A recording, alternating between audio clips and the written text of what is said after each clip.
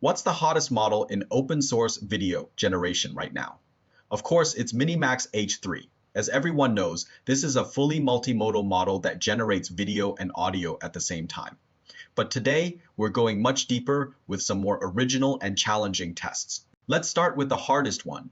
In this video, a woman is writing Chinese calligraphy on rice paper.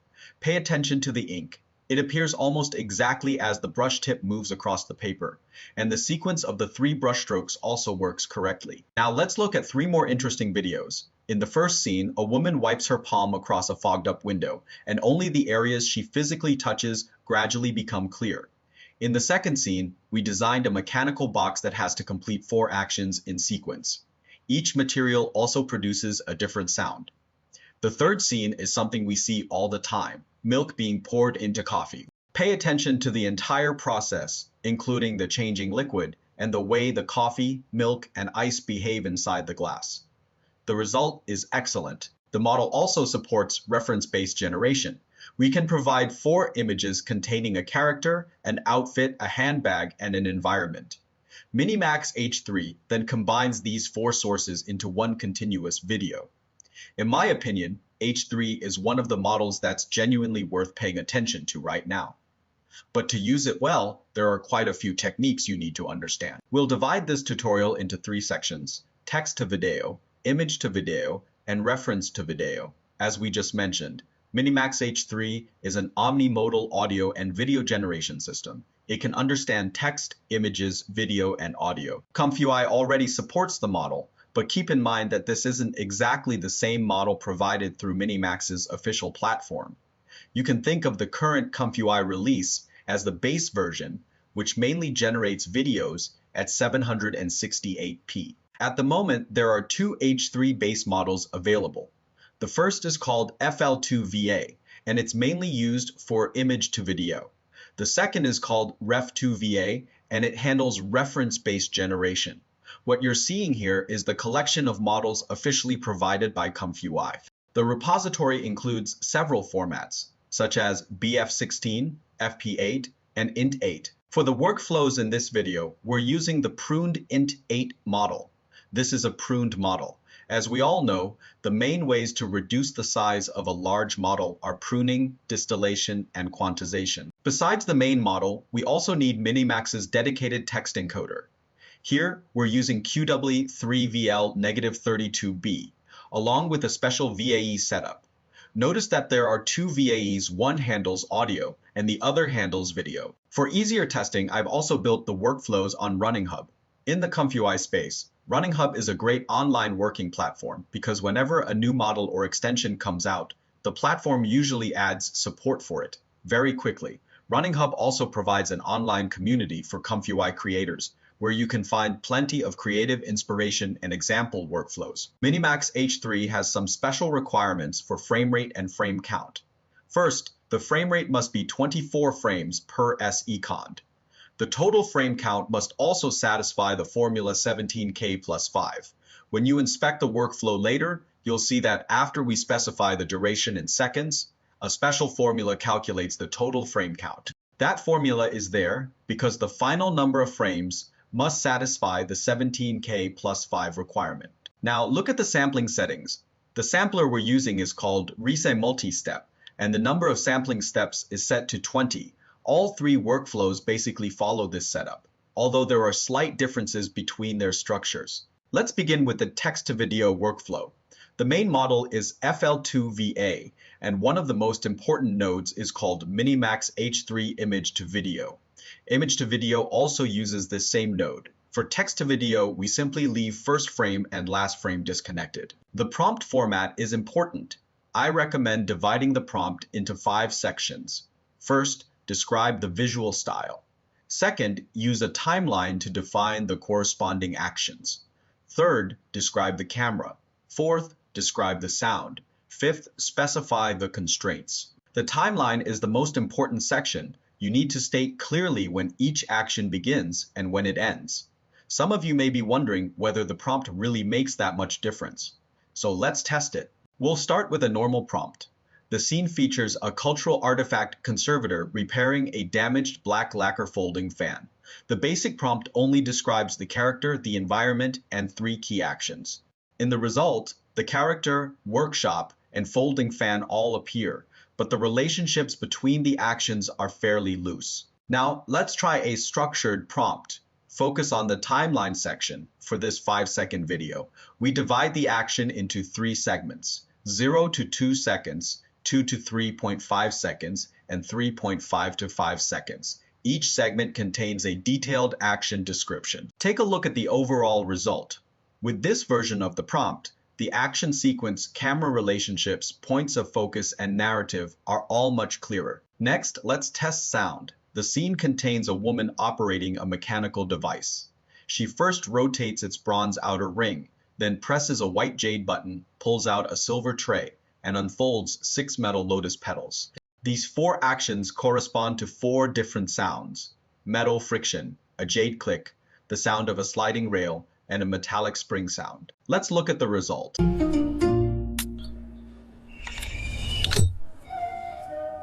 The main sounds appear in sync with the visible actions. This shows that H3 is also very strong at aligning audio with on-screen events. Now let's test an audio feature many people care about: lip syncing. The prompt describes a Jiangnan-style tea house after the rain.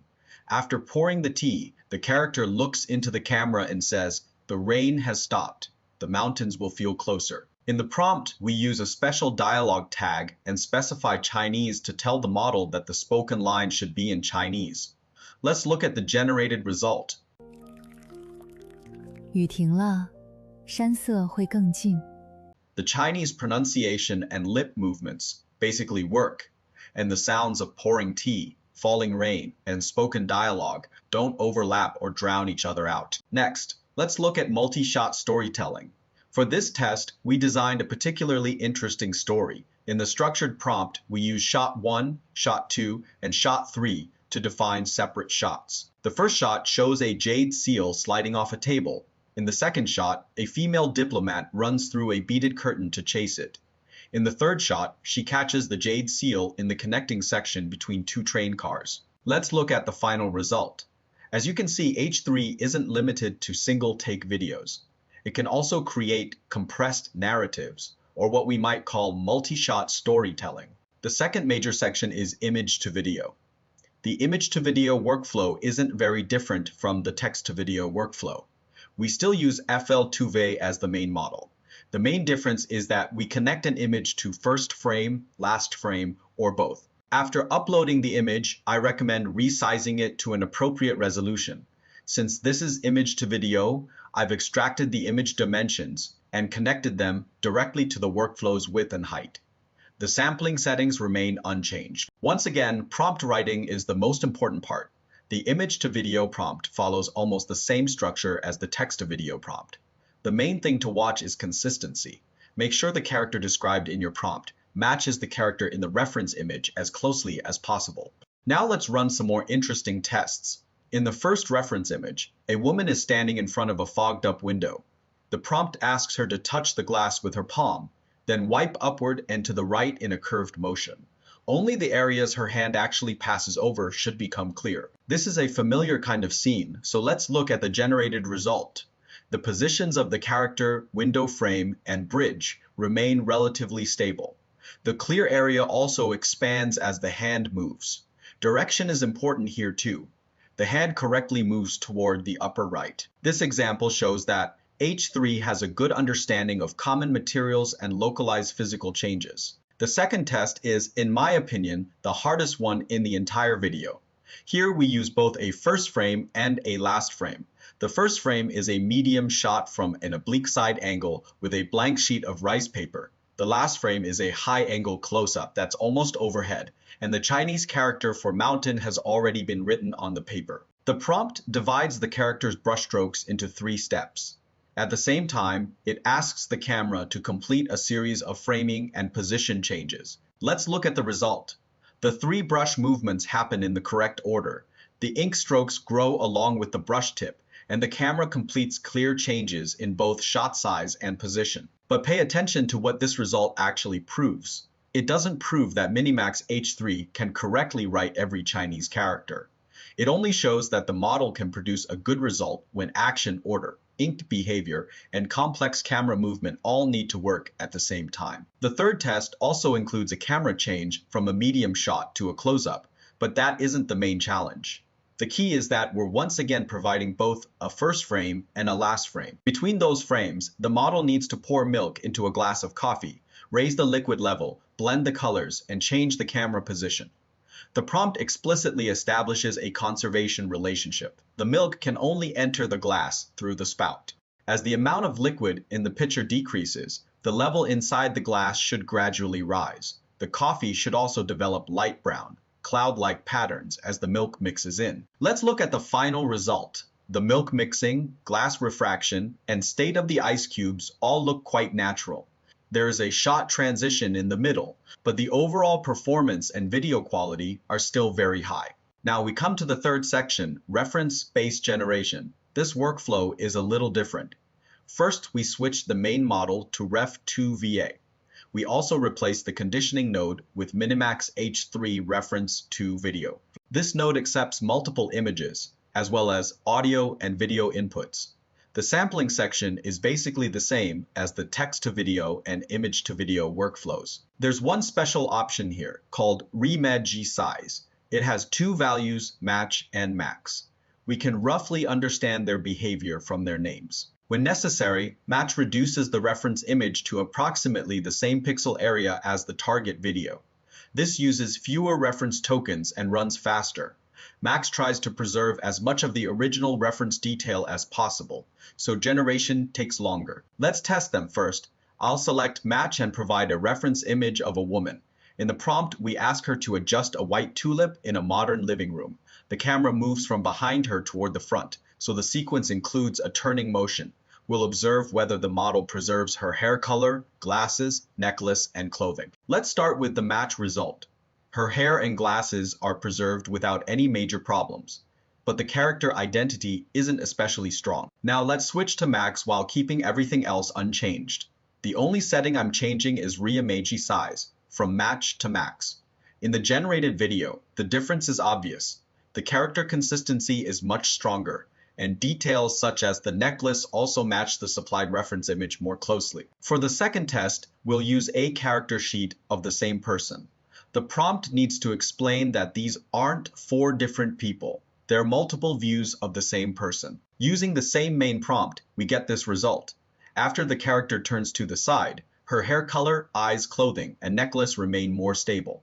When you need a turning camera move, a full body action, or multiple viewing angles, a character sheet is often more valuable than a single frontal portrait. Next, let's run a stress test with 4 reference images, each responsible for something different. The first defines the character's identity. The second defines the outfit, which is a misty blue linen suit. The third provides a caramel-colored handbag. The fourth provides the environment, which is an urban flower shop. For the target video, we ask the character to walk out of the flower shop, carrying a white bouquet while the camera tracks her toward the right. Let's look at the result. The blue and white long hair, glasses, misty blue suit, handbag, and flower shop environment all make it into the final video. More importantly, the model doesn't simply copy the composition of any one reference image. This test shows that the key to multi-reference generation isn't the number of images. The important part is clearly defining the role of each reference in the prompt. Character identity should take priority, followed by clothing and props, while the environment can come later. Finally, let's look at something we haven't seen in our previous reference generation workflows: motion reference. Here's the reference video. A stunt performer picks up a beige trench coat from a bench, puts their right hand into the sleeve, pulls the collar around the back of the neck, and finally lets the coat settle onto both shoulders. Essentially, it's the action of trying on a coat. Next, we replace the reference image with the character sheet we used earlier and describe the task as motion transfer. First, we explain that video 1 is responsible only for the action sequence. We don't need to preserve the stunt performer's overall appearance, clothing, or scene. Now let's look at the generated result. Pay attention to the key actions: picking up the coat, finding the sleeve opening, putting the arm through it, and adjusting the collar. The entire sequence is transferred, while the target character's identity is preserved. As you can see, we've run a lot of tests. Overall, H3's biggest advantage is that it combines native audio first and last frame control and multimodal reference generation in a standalone open source model. The three workflows I've provided are also very useful, so I recommend trying them for yourself. That's all for today. Follow me and become someone who truly understands AI.